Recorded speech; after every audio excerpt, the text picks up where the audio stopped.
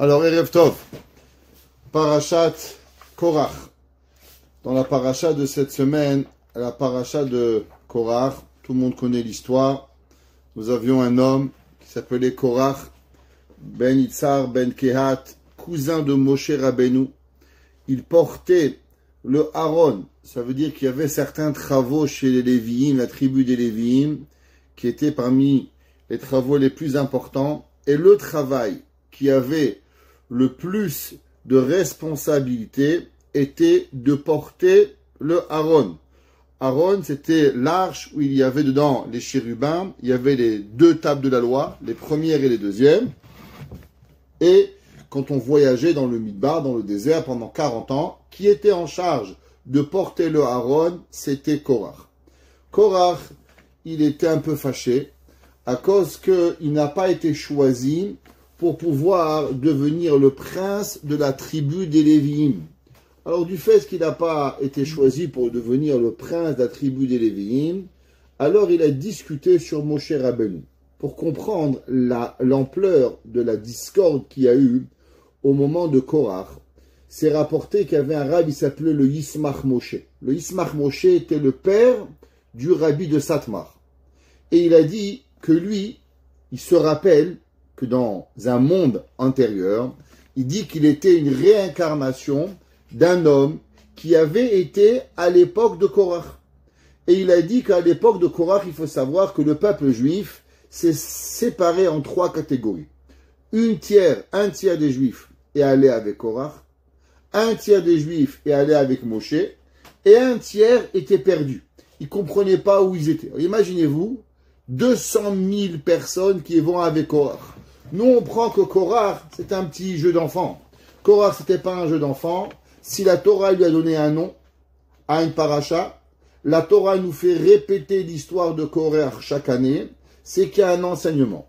On va essayer de comprendre pourquoi la Torah, quelque part, elle nous fait faire de la médisance. On sait tous qu'une des graves avérotes, c'est la shonara. Imaginez-vous que vous avez fait un péché. Toutes les semaines, le rabbin, il vient et il dit « Bonjour mesdames et messieurs, laissez-moi vous raconter le péché de monsieur Untel, de madame Untel. » C'est ridicule.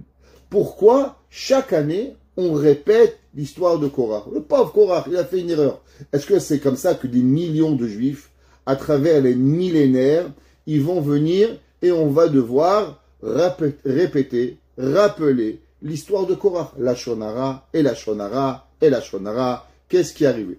De plus, si vous regardez dans l'histoire de Korach, Korach était un homme avec une très grande finesse. Qu'est-ce que Korach il a voulu? Korach il a été le premier communiste. Qu'est-ce que ça veut dire communisme? Le communisme officiellement, c'est qu'on est tous égaux, des frères. C'est quoi des frères? Ça veut dire qu'il n'y a pas de généraux, il n'y a pas de lieutenants, on est tous égaux, tu travailles pas, tout le monde encaisse le même argent. Qu'est-ce que Korach il a dit? Korach il a dit, on était tous au Mahamad Har Sinaï, on a tous écouté les 10 commandements, on a tous entendu qu'Hachem a dit Anochi Hachem Elohié. Alors, lama titnase walkean Hachem. Pourquoi maintenant Moshe et Aaron, vous voulez être au-dessus de tout le monde? Vous voulez vous élever de la mêlée? Pourquoi on ne peut pas tous être égaux? Le communisme. Et Chachamim nous disent que Moshe Rabbeinu, tout de suite, il a allumé qu'en vérité, Korach était une mauvaise personne. La question, elle est, qu'est-ce qui se passe? Comment Moshe Rabbeinu, il a su que Korach n'avait pas de bonnes intentions? Rashi, il nous fait revoir instantanément qu'est-ce qui s'est passé. Alors, le Korach, qu'est-ce qu'il a fait? Il a dit la matnase walke al Hashem. Chachamim, ils nous disent un yesod incroyable. Comme ça qu'il explique le Rav Don Segal. Le Rav Don Segal, c'est le Rav qui a donné au monde, pour ceux qui veulent savoir, c'est lui le Rav Yehuda Segal, qui a ramené au monde le Sefer du Chafetz Chaim. Alors je vais expliquer. Tout le monde connaît que le Chafetz Chaim, il a écrit le livre sur la Shonara, et malheureusement, comme tout, les choses après, elles perdent un petit peu de l'ampleur. Qui c'est qui a ramené aux alentours des années 90 le Sefer Chafetz Chaim sur la Select? C'était le Rav Segal. Le Rav Segal, c'est lui qui a recommencé tous les mouvements de la Shonara dans le monde. On l'appelait, il était le rave de la ville de Manchester, et là-bas, ma femme a appris au séminaire, et là-bas, c'est lui qui a recommencé le Chafetz Chaim Yomi, la Shonara Yomi, tout le mouvement qu'on connaît aujourd'hui du Chafetz Chaim, c'est le Rav Yehuda Segal qui l'a donné. Et le Rav Segal, il dit un yesod incroyable. Vous savez quelle est la raison pourquoi la Torah, elle nous fait parler de Korach? Bien sûr, Korach, il n'a rien à voir, et Korach, on s'en fout si Korach il était bien ou il était mal, et on n'a pas besoin d'avoir du Lashon Hara de Korach. Seulement, on doit apprendre une règle de Korach. Quelle règle de Korach? Dans la vie, chacun de nous, souvent on va être affronté et on va être confronté à certaines personnes qui vont venir et qui vont nous donner des bons discours de communisme, de gens, vous êtes bien. Et là, on doit se poser une question. Est-ce que je dois écouter cette personne ou je ne dois pas écouter cette personne? La première chose qu'on doit se demander, est-ce que chaque personne qui a un bon discours a une véritable foi, a une véritable émouna où on doit l'écouter, ou on doit se douter des personnes avec des grands discours? Vous savez, sur la volonté du communisme, des grands chefs communistes, ils ont tué des millions de personnes. Vous savez, Fidel Castro, il était l'homme le plus riche du monde, grand communiste, mais à la fin, il avait des milliards.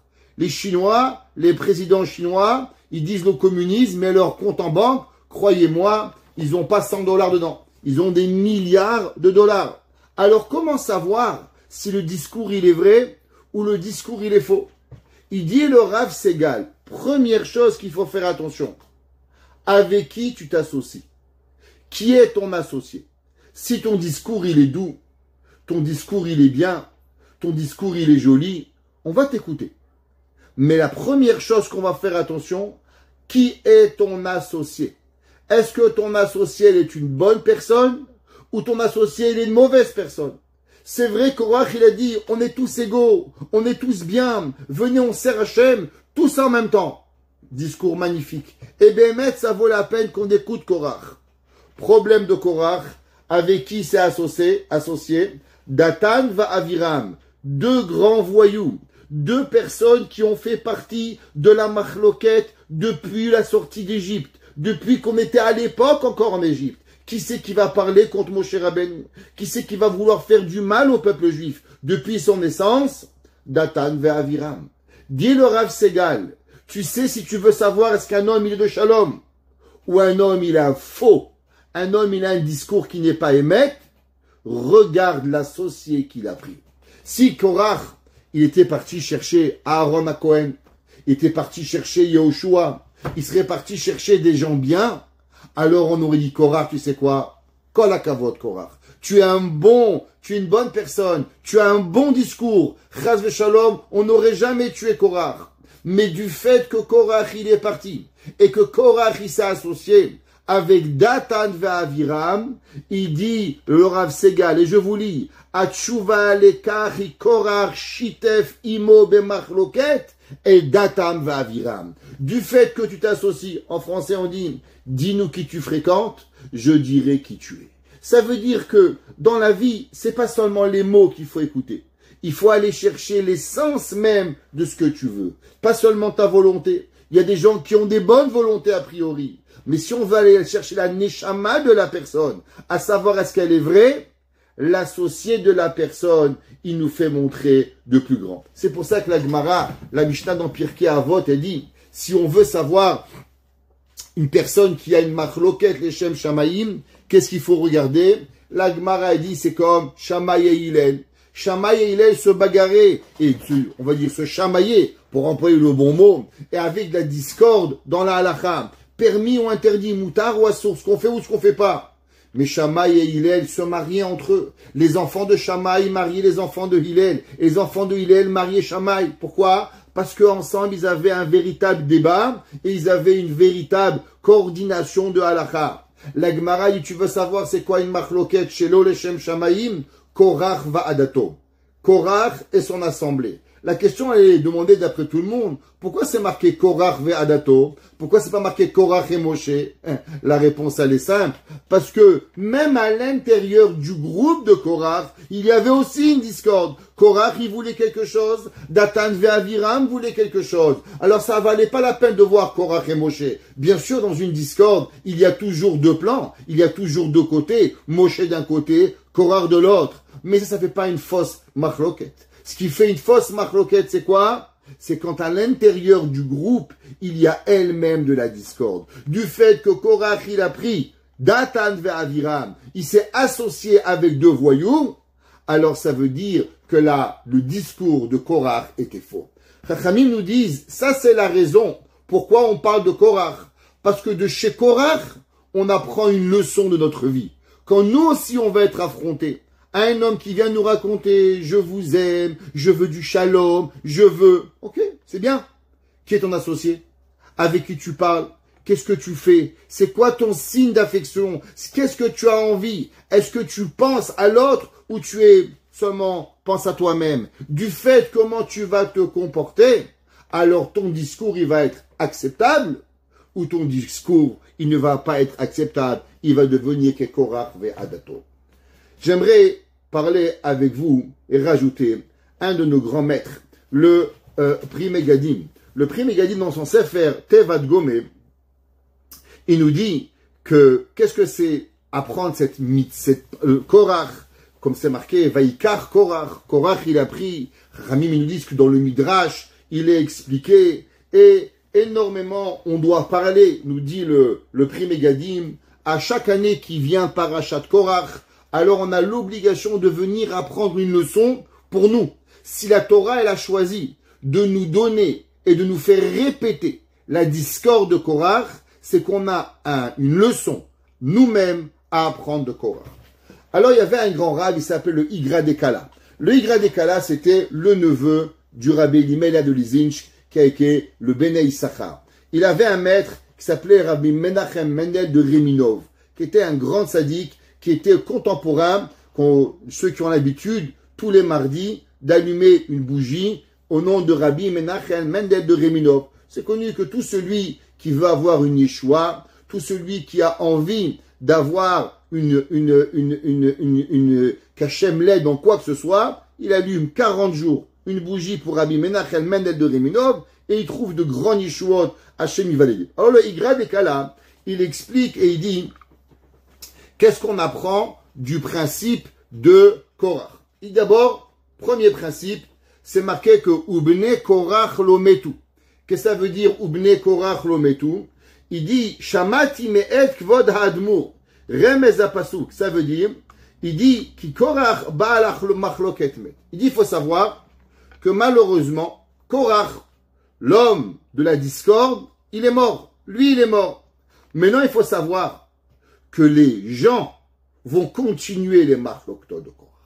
Ça veut dire, faut pas penser que parce que Korach il est mort, alors automatiquement les gens ils vont arrêter. Malheureusement, il y a des personnes qui vont continuer. Et notre rôle, c'est de savoir s'éloigner des gens de Baal Machloket. Et il dit, parce que dans chaque génération, il va y avoir des personnes qui vont aller et qui vont faire la Machloket. Et ils vont aller contre les tzadikim, qui vont aller avec simplicité. Et eux, ils vont aller et ils vont continuer cette Machloket. Le Igra Dekala, il rajoute quelque chose. Et il dit deux choses. Premièrement, l'homme tsarich levakesh rachamei shamayim shebene korach lo yatzlichu bedracham. Il dit, vous savez quel est notre rôle? D'abord, prier à Hachem. Prions à Dieu que les gens de mauvaises intentions ne nous touchent pas. Parce que ça prend souvent, malheureusement, si Korach, qui a discuté sur Dieu, qui a discuté sur Moshe Rabbeinu, il a pu prendre avec lui un tiers du peuple juif, 2 millions de personnes. Croyez-moi, il y a des gens, à eux tout seuls, ils sont capables d'entourlouper toute une ville, tout un pays. Ils ont été capables d'arriver. L'histoire, elle a prouvé. L'histoire, elle a prouvé qu'il y a des gens avec la propagande, ils ont été capables de transformer 1, 10, 100, 1000, 10 000 personnes. Prenez Hitler. Hitler avec la propagande, Ouais, il est allé, il a rendu 40 millions de personnes anti-juifs. Ça prend pas grand-chose, juste la propagande. Alors croyez-moi, Korach il peut, on doit juste prier. La deuxième chose, il dit le Igra Dekala, lui-même, le Bnei Issachar, Tsarich levakesh rachamim, on doit prier chez le Nipol Chash Veshalom Birshutam. Que nous, même si dans le monde, et c'est possible qu'il y a 2 millions de personnes qui vont suivre Korach, mais que moi, je tombe pas chez Korach. Alors les gens, sachez qu'il y a plein de gens qui vont aller en foule vers Korach. Il y a plein de gens qui vont douter, est-ce que Moshe a raison? Mais vous savez comment nous on va s'en sortir? Il dit le Igra Dekala, la première chose c'est la deuxième chose c'est la prière. Prions que nous voyons toujours la réalité pour ne jamais tomber dans les mains de Korach. Et ça c'est ce qu'il dit le Bnei Issachar. Et c'est par rapport à ça que chaque année on revient et on demande à Kadosh Baruch Hu, Dieu regarde, on ne peut pas contrôler l'humanité. Il y a des gens bien, il y a des gens pas bien, il y a des gens très bien, comme disait le Rav Reikim, il y a des gens pieds, il y a des gens pas pieds, il y a des gens très pieds. Ouais, il est pieux, les pas pieux, les très pieux. Nous, on ne peut pas diriger le monde, on n'est qu'une personne. Mais on peut au moins se protéger que nous ne tombons pas dans leur piège. Et ça, c'est ce que le Igra Dekala, il nous apprend. Dans la paracha de cette semaine, comment Akadosh Baruch Hu va prouver que Korach a tort? Vous imaginez que Moshe Rabbeinu va chez Akadosh Baruch Hu, dit Dieu, on doit faire quelque chose pour prouver que Korach il a tort. Qu'est-ce que Korach il dit? Moshe il dit à Korach, on va faire un test. Quel est le test? Le test de la kétoret, le test de l'encens. Qu'est-ce que ça veut dire? Ils vont apporter tous une marta. Une marta ressemblait à une petite tasse à café en fer, où là-bas dedans, on apportait les 11 épices, on les faisait brûler, et quand elles brûlaient, alors elle donnait une encens à Kadosh Baruch Hu, et elle venait. Comment elle brûlait? Principalement, on n'avait pas le droit d'apporter du feu. C'est à Kadosh Baruch Hu du ciel, il faisait envoyer du feu, et la kétoret, elle brûlait, elle devenait Riach Nichoach Lachem. La question, elle est, pourquoi Korach, il va accepter ce défi, et pourquoi Kadosh Baruch Hu va choisir seulement ce défi-là de la kétoret pour choisir Korach ou pour choisir Aaron? Il nous dit Rashi. Rashi dit, Ha lachem tashmish chaviv mikol. Il dit Rashi, tu sais c'est quoi la kétoret? La kétoret, c'est la chose la plus aimée de Akadosh Baruch Hu. Hi aktoret achaviva mikol akarbanot. Il dit, vous savez, dans le temple, il y avait plein de sacrifices. Korban tamid, korban khatat, korban hacham, korban toda. Il y avait plein d'animaux. On animait des vaches, des moutons, des agneaux, des brebis. On apportait des oiseaux, des pigeons, des colombes, plein d'animaux qui étaient sacrifiés au temple. Mais dit Rashi, il y a un sacrifice qui était le plus aimé de tous à Dieu. C'était les encens, les 11 épices qu'on brûlait à Akadosh Baruch Hu. Mais attention, il dit Rashi, vous savez, cet encens-là, autant qu'elle est aimée par Dieu, elle peut être aussi un poison. Vesamamavet natun betocho. Et elle a aussi dans elle un poison. Parce qu'à travers elle, qui a été tué? Nadav et Avihu. Alors d'un côté, elle peut donner la vie, comme on va le voir plus tard. Et de l'autre côté, qu'est-ce qu'elle peut apporter? Elle peut apporter aussi la mort. Et il dit Rashi les fichar. C'est pour cela que Itra Baem, avec quoi Dieu, il va avertir Korach ve'adato à travers la kétoret. Ve'haya ha'ish asher yifrar Hashem ou hakodesh. Dieu, il va choisir la vie ou la mort. Ça veut dire que la kétoret, ce n'est pas le choix. C'est ou blanc ou noir. Ou tu passes ou tu casses. Ou tu es bien ou tu es mal. Kvar ou bedushato. Ve'chanam yodim shemish yifrar ou hakodesh. Alors ce que Dieu va choisir, il va être saint. Il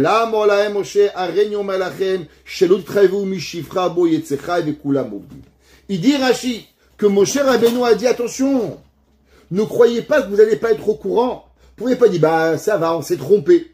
Il n'y a pas de se tromper avec la kétoret. Avec la kétoret, nous avons seulement et uniquement une chance, ou la vie ou l'opposé. Celui qui est choisi, il va vivre. Celui que malheureusement il va pas vivre, alors automatiquement il va périr. La Torah nous raconte qu'ils vont apporter la kétoret, ouais. Et au moment où ils vont appeler la kétoret, malheureusement, ils vont tous mourir. Les 250 princes d'Israël qui vont apporter la Kétoret, ils vont périr. Et la Torah nous dit que à ce moment-là, Moshe Rabbeinu, il va prier. Et là, la terre va s'ouvrir. Et la terre, elle va avaler Korach Va'adato. Korach, ses enfants, pas tous, mais certains, toutes les personnes qui étaient avec Korach, ils vont périr à ce moment-là. Et la question, elle est, qu'est-ce qui s'est passé dans cette histoire? Pourquoi Behemet, Moshe Rabbeinu va prier pour qu'il meure? Est-ce que Moshe Rabbeinu, il veut se venger? Est-ce que Moshe Rabbeinu, il a de la haine contre Korach? Quel est le rapport? C'est quoi que Moshe Rabbeinu lui-même? Je vous pose une question. Il y a un chien qui aboie. Vous répondez.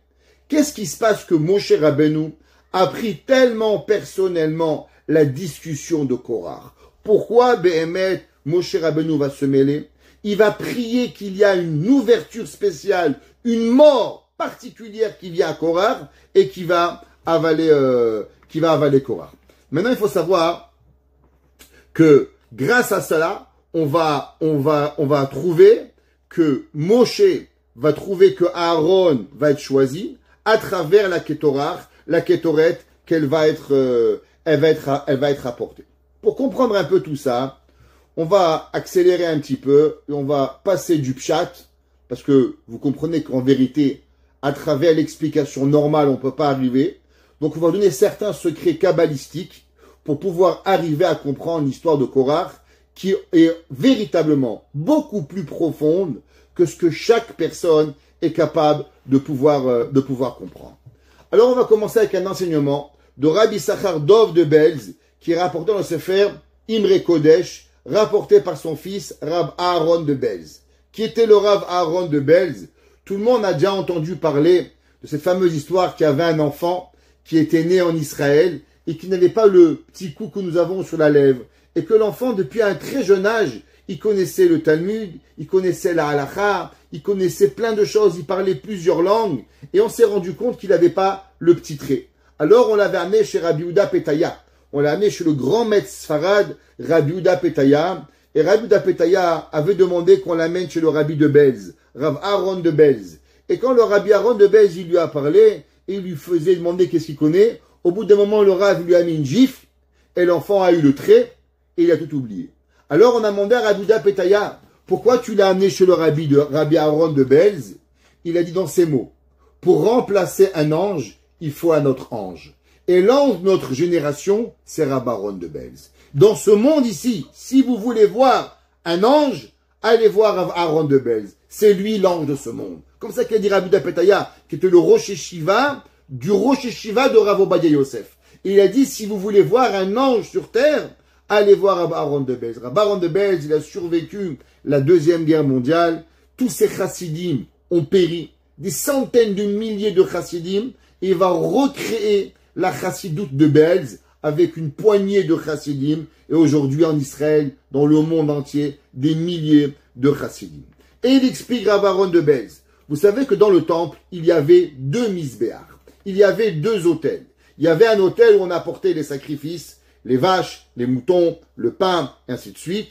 Et il y avait un autre misbéach où dessus, on faisait principalement qu'une seule chose.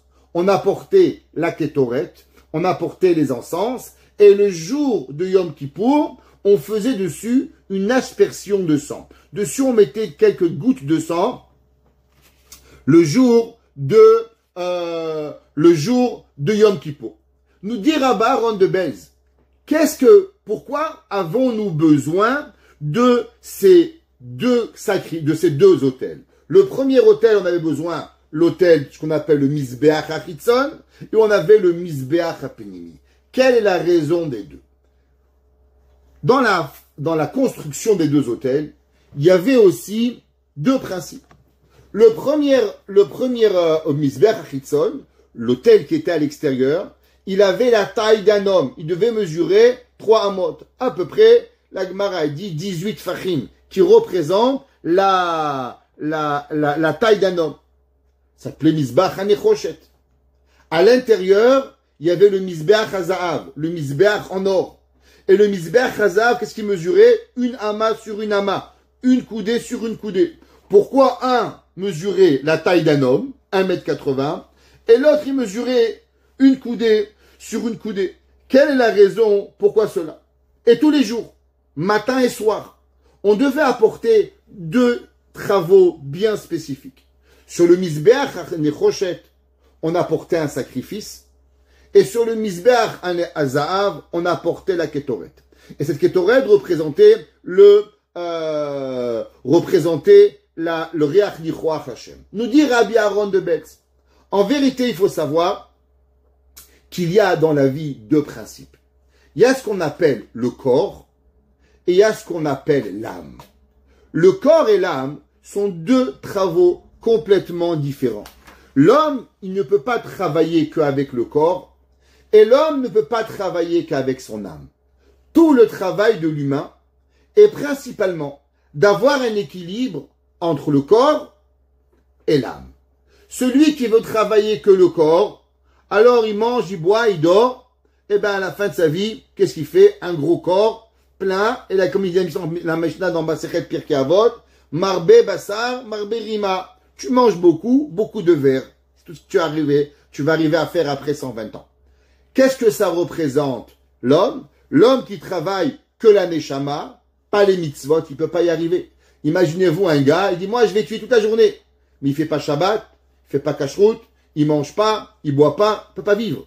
C'est quoi la Torah? La Torah, elle est représentée à travers les 2. Une des choses les plus difficiles que les nations du monde, à part les Juifs, ont le plus difficile à comprendre, c'est cette équité entre le corps et l'âme. Que l'homme doit avoir une égalité dans le travail divin entre son corps et entre son âme. Un homme qui passerait trop de temps à s'occuper de son corps, c'est mauvais. Un homme qui passerait trop de temps à s'occuper de son âme, c'est mauvais. L'homme, il doit trouver une égalité entre le corps et l'âme. Pareil. Au moment où un homme, il faute, qu'est-ce qu'un homme, il doit faire? Un homme, il devait apporter 2 principes, 2 corbanotes. Tous les jours dans la prière, nous faisons 2 choses. Nous faisons la tefila tous les matins, on amène et quand on prie, alors avant la Shemona Esrei, on prie des corbanotes qui étaient apportés sur le Mizbeach Achitzon, et après on parle de la Ketoret qui est apportée sur le Mizbeach Apenimi. Ça veut dire que l'homme, il doit toujours avoir cette équité, corps versus âme. C'est pour ça que, qu'est-ce que c'est le Mizbeach Apenimi? Il représente l'encens.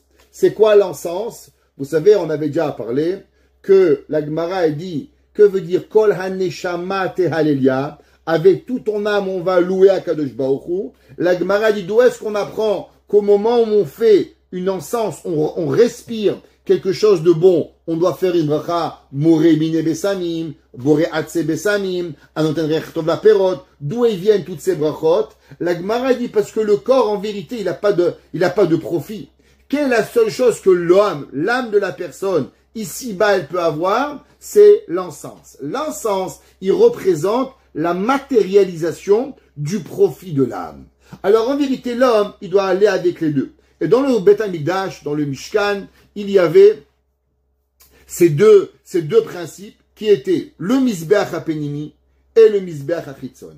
Chaque jour, on apportait un korban à l'extérieur pour arriver. Exemple, un homme, il avait fauté. Qu'est-ce que ça veut dire la faute de l'homme? L'homme, généralement, il peut fauter de 2 façons. Il peut fauter à travers une action. Il s'est réveillé Shabbat, il a obéi Shabbat, malheureusement, il a allumé une lumière, il a pris le téléphone, il a pris la voiture, il pensait que c'était vendredi, ou bien il savait pas que c'était interdit. Alors il doit apporter un korban, parce que le corps, lui-même, il doit apporter. Alors qu'est-ce qu'il amène? Il amène un animal. Pourquoi? Parce qu'un homme, quand il fait une action interdite, à quoi il ressemble? Alors il ressemble à un animal. Alors le Mizbeach Achitzon, qui est l'extérieur, il amène un korban animal.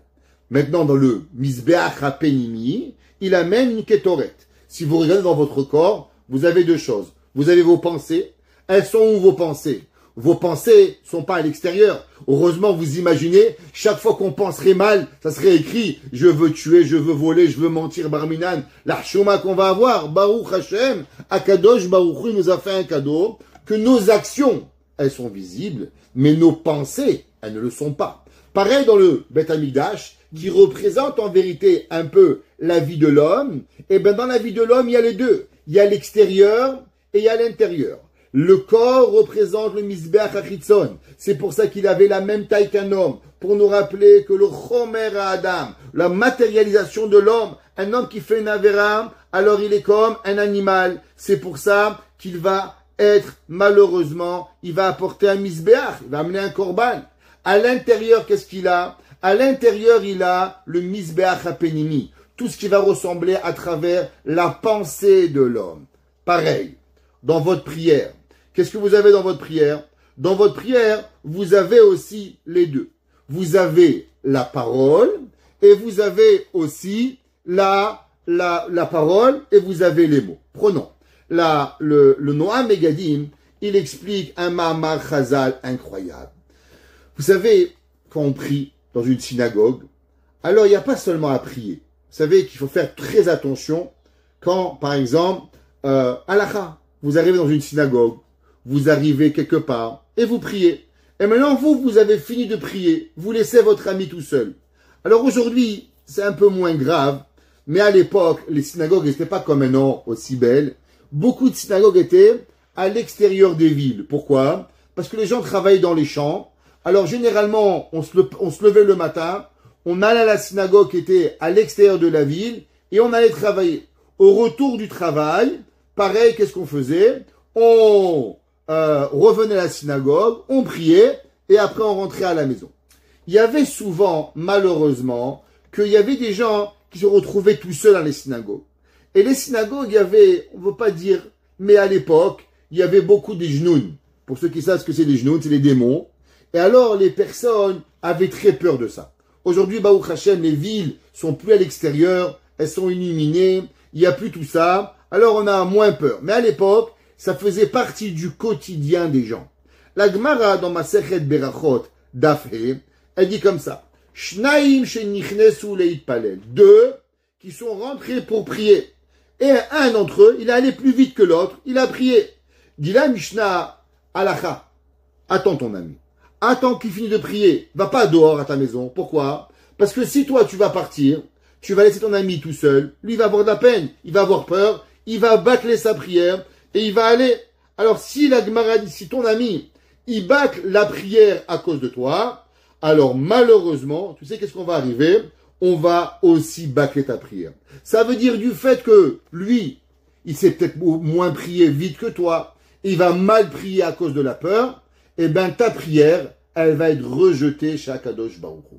Le Noam Megadim, il dit, qu'est-ce que ça veut dire ce principe? Deux qui viennent prier, et un attend pas l'autre, alors automatiquement sa prière, elle est rejetée. Bien sûr, il y a aussi un principe halachique, mais il y a un principe kabbalistique, cet enseignement. Il dit la chose suivante. Notre prière, comme on a expliqué le Korban, il est basé sur deux choses. La première, la chomriyut, le matériel. Deuxièmement, la neshama. Parce que la avera, elle est basée sur deux principes. Gufun shama, ma'asiya, marshava. Action, pensée. Il dit pareil dans notre prière. Qu'est-ce qu'elle a notre prière? Notre prière, elle est aussi basée sur deux choses. Parole et pensée. Parce que dire un mot sans le penser, ça sert à rien. Qu'est-ce que tu racontes? Tu as une récitation? Hashem, Sefatai, Tiftach, Ufi, Yagitatecha. Baruch, Ata, Hashem, Elokeinu, Melech, Haolam, Boré, Peri, Haetz. Alors il dit, le Noam Megadim. Qu'est-ce que ça veut dire? Deux qui sont rentrés pour prier et un a fini plus vite que l'autre, on jette sa prière. Il dit d'après la Kabbale de quoi on parle? Il dit en vérité, c'est ce principe qu'on parle de prière versus pensée. Quand l'homme, il va prier, quand l'homme, il prie à Kadosh Baruch Hu, alors la prière de l'homme, elle doit être égale. Autant dans la pensée qu'autant dans la bouche. L'homme, il doit penser chaque mot. Baruch, Ata, Hashem, Boré, Sefatai, Ashivenu, la minim, la machinim, ala tzadikim, sim shalom, chaque mot. Et il dit souvent qu'est-ce qui arrive? C'est que la parole et la pensée sont pas connectées ensemble. Alors il dit, quand il y a, les deux ne sont pas en accord, pensée versus action, alors c'est là que Akadosh Baruch Hu, il n'écoute pas ta prière. La prière de l'homme, elle doit être de la même façon que dans le Korban. Il y avait deux actions. L'action du korban qui était quoi? Qui était d'apporter un animal qui représente l'action, d'apporter une kétoret qui représente quoi? Qui représente la pensée. Les deux, ils doivent être à chaque moment connectés l'un avec l'autre. Il y a une halakha. Ça fait des années que j'essaye de comprendre cette halakha. Des années. Et pourtant, je ne la comprenais pas. La Gemara dans Masechet Brachot. La Gemara dit comme ça, Amar Rav Chizda. Rav Chizda était le beau-père de Rava. Un des plus grands rabbins du talmudiste. Deuxième génération talmudiste qui était Rav Chizda. La Gemara dit Amar Rav Chizda. Il dit, vous savez, quand on rentre à la synagogue, il y a des gens, ils se mettent devant la porte pour prier. Il dit, Amar Rav Chizda, Le'olam yikanes Adam shte ptachim. Il dit à un homme, quand il rentre à la synagogue, tu peux pas juste te mettre devant la porte et prier. Pourquoi? Ça a l'air comme si le bon Dieu il te casse la tête. Tu rentres, hop, tu veux te filer, tu veux te sauver. Il dit non, il faut rentrer dans la synagogue 2 portes. Il faut rentrer l'espace de 2 portes. Shne ptachim et la image shiur shne ptachim. La distance de 2 portes. Rashi dit, combien c'est une porte? Il dit une porte, c'est 4 coudées. Ça veut dire qu'un homme, il doit rentrer au moins à l'intérieur de la synagogue 4 mètres minimum. Vous ne pouvez pas prier devant la porte. Bien sûr, vous allez me dire, Rabbi, les femmes, souvent, on a la porte à Ezrat Nashim, elle est à côté. Ok. S'il y a le choix. S'il n'y a pas le choix, il n'y a pas. Moi, j'ai prié pendant des années la prière de Mincha. La synagogue, elle faisait 2 mètres sur 2 mètres. On rentrait 10 et à l'autre bout, tu étais déjà à l'autre côté, tu partais. Bien sûr, on parle s'il y a la possibilité. S'il n'y a pas la possibilité, juste prier où vous pouvez. C'est pas de ça qu'on parle. Mais, qu'est-ce que ça veut dire de rentrer 2 portes? Je me suis toujours demandé la question, pourquoi il a parlé de ces 2 portes? Pourquoi il a parlé de 8 mètres? Il avait qu'à dire, Leola, Mikanes, Adam, Shmone, Amot. Pourquoi il a dit 2 portes pour pouvoir y arriver? Il dit le Noam et Gadim la chose suivante. Vous savez qu'est-ce que ça veut dire 2 portes?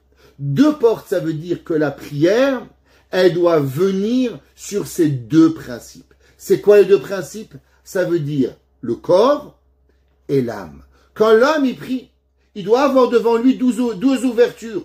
L'ouverture de la bouche, Baruch, et l'ouverture de la pensée. Il y a des gens qui parlent avec leur bouche, mais leur tête, elle est fermée. Il y a des gens que leur tête, elle est peut-être ouverte, mais que leur bouche, elle est fermée. Il dit, les olam, yikanes, adam, shne ptachim. Bien sûr, la halakha, elle reste. Mais qu'est-ce que ça veut dire 2 ouvertures? 2 ouvertures, ça veut dire que l'homme, au moment où il va prier, alors il doit rentrer à l'intérieur pour pouvoir y arriver. Qu'est-ce que ça veut dire le principe de la kétoret? On est en train d'expliquer que le principe de la kétoret représente en vérité la responsabilité et le tikkun du davar rouchani, de quelque chose qui est spirituel. Qu'est-ce que ça veut dire que Moshe Rabbeinu, il a voulu que l'on fasse une kétoret pour pouvoir libérer le peuple juif? Et il nous dit les mefarshim. Chez Adam tsarich letaken rak et hanefesh haruchanit. Shei chelek Eloham imal. Korach il disait, vous savez qu'est-ce que l'homme il doit faire? L'homme il doit seulement arranger son âme. Aval aguf achomri shenotzar mi'afar enotzarich tikun klal. Korach il disait non, il y a une erreur fondamentale dans le peuple juif. Qu'est-ce que Korach disait? Il dit pourquoi on doit travailler des 2 côtés? Gouf ou nshama. Après tout, le corps quand vous mourrez, il reste sur terre. Il se fait manger par la vermine.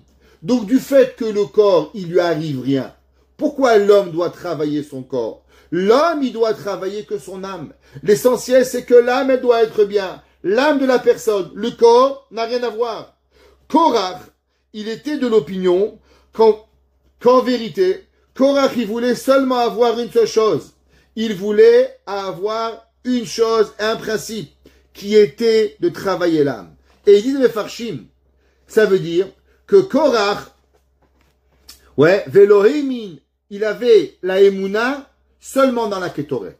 Korach, il refusait le service Behemet, qui était le service divin pour pouvoir arriver.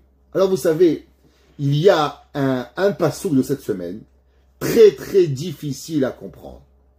Moshe Rabbeinu, non seulement il va prier pour que Korach va mourir, mais il y a un passou dans la Torah, pour ceux qui veulent voir, c'est dans le verset, chapitre 16, passouk 15. Et je vais vous lire le passouk. Il dit le passouk comme ça. Vayomer Hashem. Et il a dit Moshe Rabbeinu, El Hashem à Dieu, Al tefen el minchatam. N'écoute pas et ne te tourne pas vers leur sacrifice. Dit Rashi, de quoi on parle? Il dit les filles pshuto, aketoret she'em makrivim lefanecha machar al tafen aleer. Première explication, il dit Rashi, tu sais demain, Hachem il est tellement bon que quand un juif il fait quelque chose, il y a peut-être chez Akadosh Baruch Hu de la pitié. Moshe a dit Hachem, n'aie pas pitié de Dieu. Darba.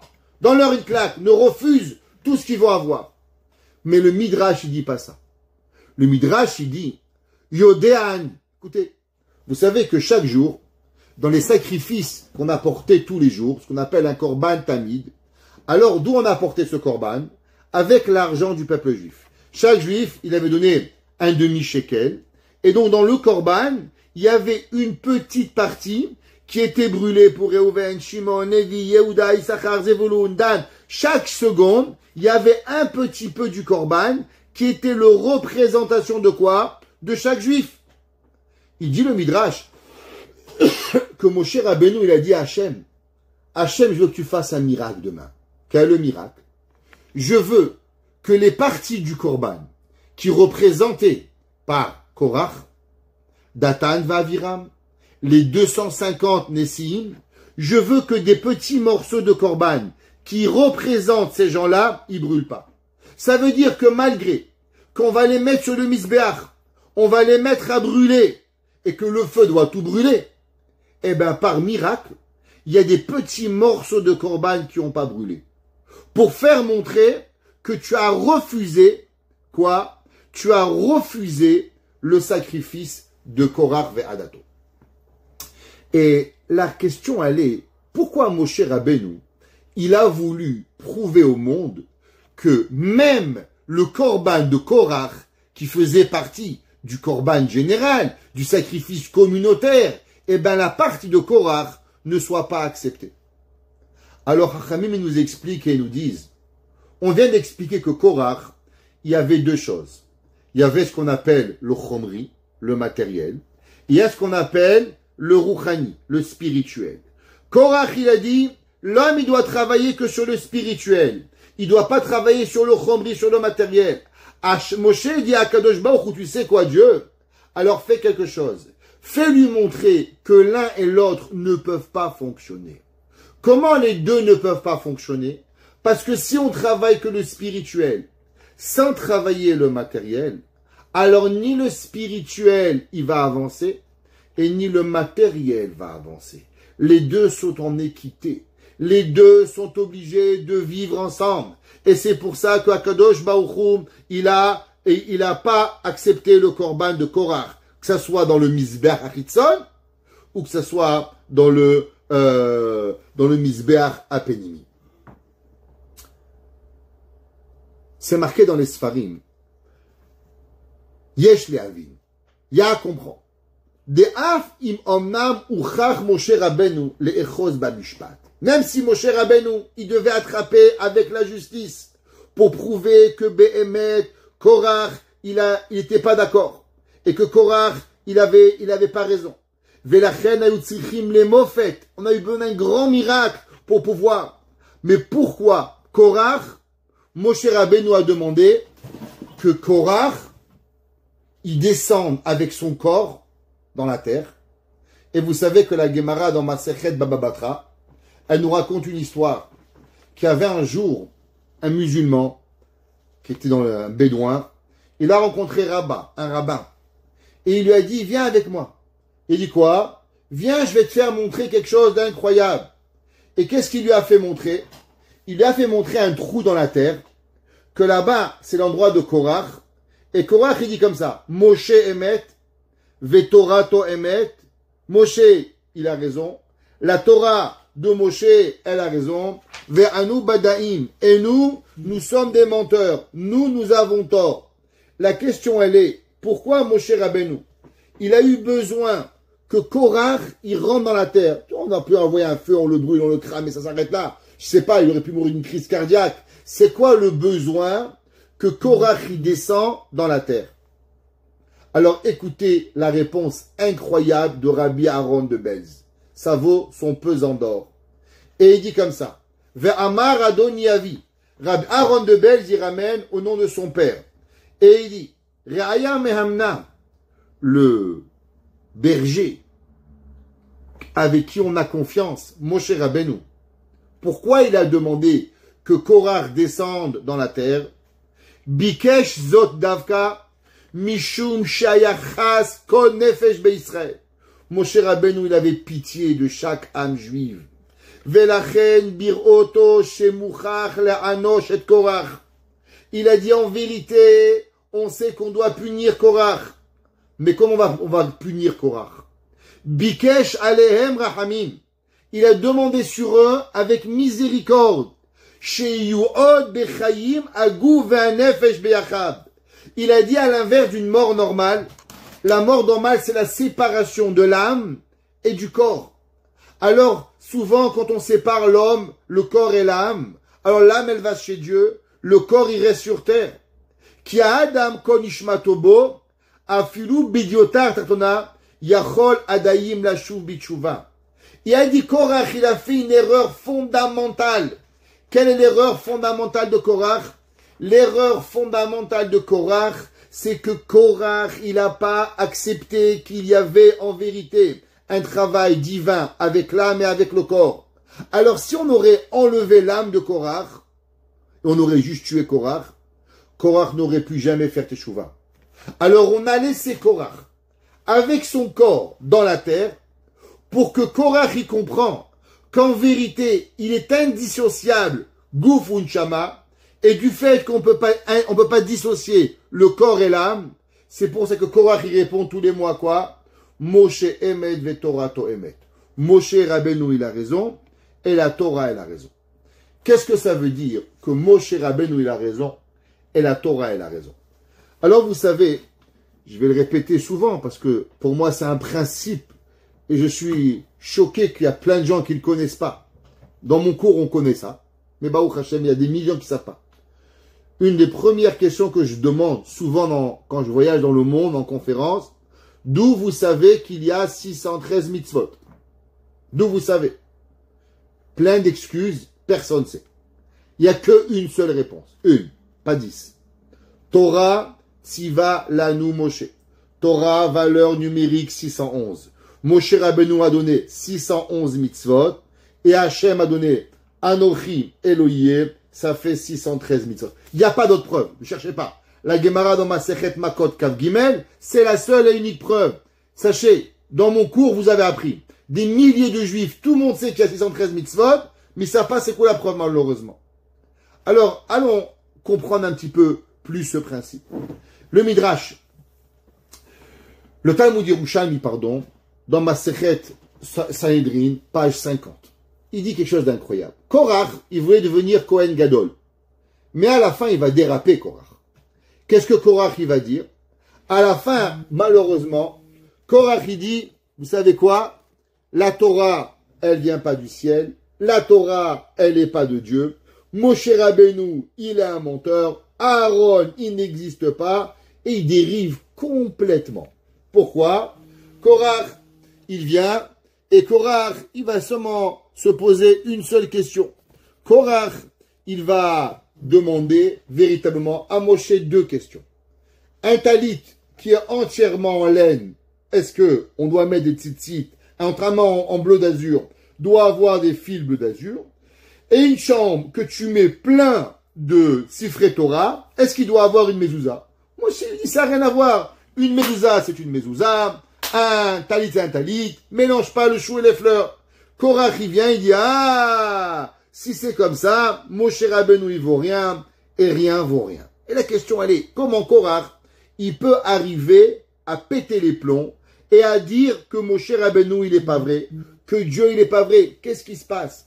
Comment on dérape comme ça? Alors, pour comprendre ça, Korach, en vérité, il avait une question. Quelle était la question de Korach? Korach, il s'est posé la question, pourquoi Dieu a donné seulement 2 mitzvot? Anochi Hashem et Loïe. 2 mitzvot. Moshe Rabbeinu, à l'inverse, a enseigné 611 mitzvot. En tout, ce qu'ils font 613 mitzvot. Korach, il a un principe. Si Dieu avait 613 mitzvot à donner, pourquoi il les a pas donnés lui? Pourquoi il a envoyé par Moshe Rabbeinu? Et si BMF, toutes les mitzvot sont égaux, alors pourquoi Moshe Rabbeinu n'a pas donné? Quelle est la raison de Anochi Elohié par Hachem et le reste par Moshe Rabbeinu? Et pourquoi il y a 613 mitzvot et pas 614 mitzvot? Tout le monde connaît ce qui était rapporté au nom de Rabbi Chaim Vital dans Shara Kedusha. Tout le monde le sait, mais la source à ça, c'est Rabbi Chaim Vital. Il dit Rabbi Chaim Vital, 248 mitzvot positives, 365 mitzvot négatives. Par rapport aux 248 membres de l'homme et aux 365 nerfs de l'homme. Ça veut dire, à quoi elles servent les mitzvot? Les mitzvot, il y a 2 choses. En vérité, pour l'âme, combien de mitzvot vous avez besoin pour votre âme? 2 mitzvot. Un Dieu. Hachem, il existe, ça suffit. Loïe, il n'y a pas d'autre Dieu que toi. Tout le reste des mitzvot, c'est quoi? Tout le reste des mitzvot, c'est un accomplissement des mitzvot pour que le corps, il comprend qu'est-ce qu'il y a à faire. C'est qui? Ça veut dire de la même façon que chaque mitzvah, chaque membre, il a une mitzvah. Chaque nerf, elle a une mitzvah par rapport à ce qu'il doit avoir. Ramach mitatase. Korach, en disant quoi? Qu'est-ce que Korach il veut? Korach il veut discuter sur Moshe Rabbeinu. Korach il dit, Moshe est un menteur. Donc si Moshe est un menteur, vous savez sur quoi Korach il rejette? Korach il rejette les 611 mitzvot. Pourquoi Korach il rejette les 611 mitzvot? Parce que Korach il dit En Torah mina shamayim. Qu'est-ce que ça veut dire En Torah mina shamayim? Il n'y a pas de Torah du ciel. Qu'est-ce que Korach il veut dire? Korach il veut dire que les 611 mitzvot que Moshe Rabbeinu a donné, elles viennent pas du ciel. Et qu'est-ce qui vient du ciel? Seulement les 2 mitzvot que Dieu a donné. Anochi Elohié. Ça veut dire que Korach, il veut dire qu'en vérité, dans le monde, il n'y a que la spiritualité. L'action, c'est pas besoin. Vous savez, il y a des grands philosophes, pas des poules qui les fait les œufs, mais des grands philosophes, qui avaient énormément de bonnes pensées. Mais dans l'action de tous les jours, il faisait pas. Aristote, il avait de bonnes pensées. Dans l'action, il croyait même pas. Il faisait rien. Il y avait d'énormes philosophes. Vous savez, le rabbin Strik disait, que veut dire le mot philosophe? Vient du mot hébreu, philosophe, la bouche sans fin. Tu parles, mais à la fin, il n'y a pas d'action. Il n'y a pas quelque chose qui arrive et qui va faire. Qu'est-ce que ça veut dire? Behemet la Korach. Korach, il dit à la fin, comme la Gemara a dit, dans Masechet Baba Batra, comme on a dit, Aïn Dalet. Korach, il dit, Moshe, Vetora Toemet. Moshe, il est vrai. Et sa Torah, elle est émet. Qu'est-ce que ça veut dire, sa Torah? Les 611 mitzvot que Moshe Rabbeinu il a rajouté, ils sont émet. Vehen Badaïn. Et eux, ils sont des menteurs. C'est qui eux? Ça veut dire tout celui qui va rejeter ce principe d'association Torah avec Marshava et Maasé. Pensée et action. Les deux. Notre travail journalier, il n'est pas que de faire avec notre tête. Il n'est pas que de faire avec notre corps. Vous savez que il y a une grande discussion à savoir est-ce que à la fin, quand c'est ce qu'on appelle le Chaye Olam Haba, le monde futur. Alors il y a 2 mondes futurs. Généralement, quand vous parlez de monde futur, les gens parlent à mort. Mais c'est pas ça en vrai le monde futur. Ça, c'est ce qu'on appelle Shakadosh Baruch Hu. Mais il y a un autre monde que c'est après la Mashiach va venir. Le monde s'arrête pendant 1000 ans. Et il y a un nouveau monde. Ça s'appelle Chaye Olam Haba. Et dans ce nouveau monde, il y a une grande discussion. Est-ce qu'il y a que des âmes ou il y a aussi un corps et des âmes? Le Ramban, il dit, c'est sûr qu'il y a des corps. Il dit, pourquoi c'est sûr qu'il y a des corps? Il dit, Nachmanide, du fait que le corps nous a aidés pendant des millénaires à accomplir des mitzvot. Une neshama peut pas mettre des téfilines. Une neshama peut pas se couvrir la tête. Une neshama peut pas aller au mikvé. Une neshama peut pas prier. Une neshama peut pas mettre des mezouza. Le corps, il fait partie intégrale de la Torah. Il dit le Ramban, on ne peut pas dissocier l'âme du corps. Les deux sont en association. Et il dit, s'il y a un monde futur, s'il y a un monde qui s'appelle, il y a un monde au futur qui s'appelle Chaye Olam Haba, ce monde est obligé d'inclure le corps. Pourquoi? Parce que le corps fait partie intégrale du Kiyum HaMitzvot. Beaucoup d'égoïmes, les nations du monde, ils veulent que la religion, elle se passe à l'église, elle se passe à la mosquée, elle se passe chez Bouddha, mais pas à la maison. Dans le quotidien, il n'y a rien. Qu'est-ce que Korach? Pourquoi on lit Korach? C'est quoi la Kétoret? Hachem, il a voulu faire montrer à Korach une chose. Korach, toi, tu penses qu'en vérité, dans ta marchava, dans ta pensée, tu es plus grand que Moshe Rabbeinu. Et peut-être, je vais vous dire, que quelque part, il était plus grand que Aaron dans la marchava. Mais dans l'action, il était rien. C'est pour ça qu'Hachem, il a dit à Korach, regarde, tu vas amener une Kétoret. Et du fait que je vais pas accepter ta Kétoret, ça veut dire quoi? Je vais te faire montrer que la pensée, sans l'action, elle est rien. La Gemara a dit, Torah Ikar ou Maase Ikar. C'est quoi le principe? La Gemara dit, Torah mevia l'idée Maase. Tu sais qu'est-ce qu'il faut? Il faut avoir la Torah, parce que la Torah, elle t'amène à l'action. Ça veut dire que celui qui pense pour une seconde que l'on peut dissocier l'action de la pensée, alors il n'a rien accepté. Il n'a rien fait. La Kétoret, elle représente le plus haut niveau de quoi? Le plus haut niveau de la pensée. Mais elle ne peut avoir véritablement de place seulement qu'elle va avec une action. Nadav et Avihu. Pourquoi Nadav et Avihu? Malheureusement, ils ont fauté. Et Chachamim cherche quelle a été la faute de Nadav et Avihu. Vous savez pourquoi? Parce que dans la marchava, ils avaient aussi quelque chose d'incroyable. Ils étaient Bikrova et Kadesh, avec des gens, une pensée incroyable. Mais malheureusement, ils vont faire des petites erreurs d'action qui vont leur coûter la vie. Korach, avec sa pensée, qu'est-ce qu'il va dire? Un Torah mina shamayim. Comment un Sefer Torah, qui a toute la Torah, il va pas exempter une chambre avec un petit passage de mezouza? La réponse, elle est, les halachot du Sefer Torah, écoutez bien ce que je vous dis, sont moins importantes que les Sefer Torah, la halachot d'une mezouza. Un Sefer Torah, on peut gratter, un mezouza, on peut pas gratter. Un Sefer Torah, il manque un mot, tu arranges, tu le répares. Une mezouza, elle a pas. Mais quel rapport c'est un Sefer Torah? C'est plus kadosh, tu le mets dans un echal. T'as raison. Le Sefer Torah, il est plus kadosh. Le Sefer Torah, il est incroyable. Mais ce que la mezouza t'apporte, le Sefer Torah ne peut pas t'apporter. Parce que la mezouza, tu sais qu'est-ce qu'elle est? Elle est l'action que tu amènes. Chaque fois que tu amènes, tu l'embrasses. Chaque fois que tu passes, tu l'embrasses. Shomer d'Israël, elle est avec toi. Du matin au soir. Une action quotidienne, elle est plus kedosha, en vérité, qu'une action que tu fais une fois par semaine ou une fois par mois. Et c'est ça que la Torah, elle veut qu'on répète à Korach. Chas v'shalom, c'est pas pour se moquer de Korach. C'est pas pour dire du lashon hara de Korach. Mais c'est une seule chose. C'est pour nous apprendre à nous, qu'est-ce que ça veut dire servir Hachem. Servir Hachem, c'est d'être en équation, en égalité, en équité, tous les jours, gouf, maaseh, marshava, mon corps, l'action, ma pensée. Je dois être ve'ashevota elevavecha, je dois la porter avec moi ensemble. Qu'est-ce qu'on fait la tfila? La tfila, c'est lire et c'est penser. Qu'est-ce que ça veut dire Shabbat?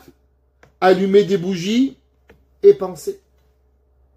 Un homme, il va au mikvé. Quand on convertit quelqu'un, qu'est-ce qu'on lui dit? C'est pas seulement de tremper au mikvé. On lui demande, est-ce que tu veux être juif? Mais pourquoi je suis dans le mikvé?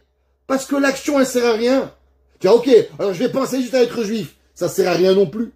Parce que la pensée, elle est un, et l'action, elle amène deux. Le jour de Kippour, qu'est-ce que c'est? On pense à Hachem et on demande pardon. On a besoin des deux actions. Chaque chose que l'on fait, il y a la mitzvah des téphilines sur le bras et il y a penser à chaque moment à Akadosh Baruch Hu. Ça veut dire que le juif, il est les deux. Tu allumes les bougies de Shabbat, mais c'est pas suffisant d'allumer les bougies. Parce que tu peux allumer les bougies et ne pas prendre Shabbat. Tu peux prendre la voiture après. Alors comment il rentre Shabbat? Shabbat, il rentre parce que tu allumes les bougies. Mais de l'autre côté, tu dis, mais non, je prends sur moi Shabbat. Les mitzvot, elles sont toujours associées dans ces deux cas. Gouf ou Neshama. Et c'est ça que Korach, il a refusé. Korach, il a refusé cela. Et c'est ça qu'on déplore. Et c'est ça que chaque année, on doit se rappeler. Si on veut arriver à vivre une vie de Torah, une vie de Aliyah, de grandir à chaque moment de notre vie, à pouvoir être en constante montée, c'est d'avoir Kor Unshama. Et je veux juste rajouter quelque chose. La même façon que c'est à titre personnel, on doit être Gouf Unshama, faisons très attention à nos familles. On doit être en équité, mari et femme et enfant, mari, femme, enfant, notre alentours. On ne peut pas vivre dans un monde différent. On doit faire attention. Des fois, il y a une synagogue qui est bien pour nous pour un moment. Par la suite, on n'est plus au même niveau. Il faut changer. Il n'y a rien de mal. Des fois, c'est nos voisins. Avant, j'avais un voisin. Le Shabbat, il me faisait bonjour en short. Ça ne me dérange pas. Aujourd'hui, je grandis. Il faut que j'ai un autre voisin. Avant, j'avais un travail où je pouvais aller en chapeau. Maintenant, je ne m'acquille pas. Je t'embarque chez moi, il faut avoir. Avant, je ne mettais pas des tzitzit. Maintenant, je mets des tzitzit. Il faut grandir à chaque moment de notre vie. On doit vivre à tous les niveaux, pas seulement personnel, pas seulement mari et femme, pas seulement familial, mais tout notre environnement, il doit être égal. Combien des gens on connaît sont religieux, ils mettent leurs enfants dans une école pas religieuse, comment c'est possible? Qu'est-ce qui arrive? Il arrive, c'est qu'en vérité, on a une équité et on n'est pas équilibré dans notre Gouf Unshama. D'un côté comme ça, d'un côté pas comme ça. Je vous finirai toujours avec cette histoire. Il y avait un jour un garçon brillant. Quand je vous dis brillant, j'ai jamais vu de ma vie à date d'aujourd'hui un garçon aussi brillant. Il avait 14 ans, il pouvait lire une Gemara, Rashi, Tosfot, comprendre tout. Et un jour, son père, il est venu, il m'a dit, voilà, je vais l'enlever de Yavne, je vais le mettre, à l'époque, Yavne, c'était plus religieux, vraiment, on apprenait la Gemara, tout ça. Et il m'a dit, je vais dans une autre école. Je lui dis, pourquoi? Il m'a dit, parce que je veux que mon fils devienne médecin. Je dis, mais vous comprenez que des médecins, il y a 1 milliard de Chinois qui peuvent devenir médecins. Mais, comme votre fils, un Gadol Israël, un grand d'Israël, il n'y en a pas beaucoup. Et lui, dans l'école là-bas, il risque de pas être Shomer Shabbat. Il m'a dit, je sais, mais au moins, il finira médecin. Aujourd'hui, il est ni médecin, ni rabbin. Ça veut dire que l'homme, il doit faire attention. Le choix qu'on doit faire avec nos enfants, on doit investir, on doit donner, on doit s'occuper, leur parler, leur donner. C'est bien qu'ils voient papa à la synagogue, c'est bien qu'ils voient prier, tout ça c'est bien. Mais c'est pas suffisant. Combien de temps tu passes avec lui? Combien tu étudies? Combien tu lui fais montrer l'importance? Combien de fois tu l'amènes avec toi à la synagogue? Combien tu lui fais montrer qu'on est là? L'importance des choses. À manger, amener à manger cachère, amener à faire. Avoir cette équité de vie totale. Gouf ou neshama. Des fois, le gouf, c'est la famille. La neshama, c'est les mitzvot. Et des fois, la famille, c'est la neshama. Et les mitzvot, c'est le gouf. Il y a des mitzvot que l'on doit faire. Kiddush, motzi, manger dans la souka, manger matzah, et ainsi de suite, faire les mitzvot. Vaikar Korach. Qu'est-ce que c'est quoi, Vaikar Korach? Korach, il a fait un choix. Il a pris que la Torah, c'était un buffet. Il a pris un, il a laissé l'autre. La Torah, c'est pas un buffet. La Torah, c'est ou tout ou rien. Il y a 613 mitzvot. T'en veux 612, t'es pas juif, mon frère. La Torah, elle est 613 mitzvot. Torah, Tziva, Lanu, Moshe. Et celui qui croit qu'on peut malheureusement choisir, Korach, un grand rabbin, il a fini en disant un Torah min hashamayim. Il n'y a pas de Torah d'Akadosh Baruch Hu. Et ça, c'est le piège. Qu'Hachem nous protège, qu'on trouve notre équilibre, qu'on trouve l'équilibre de la Torah, de Gouf Unshama, de Misbeach Achitzon, Misbeach Apenimi, de voir le Misbeach extérieur, le Misbeach intérieur. Notre corps reprend le Misbeach Achitzon. Chaque action qu'on fait, c'est un Misbeach. Chaque pensée que l'on fait, c'est une Ketoret. Et on doit trouver cet équilibre total entre nos pensées, nos actions, nos volontés, ce que l'on fait, nous, nos familles, nos enfants, et avec cela, Be'ezrat Hashem, alors on dit Moshe Emet, Vetorato Emet, la Torah elle est vraie, Hashem il est vrai, et on peut arriver à Biad Goel Bimera Biamenu. Amen.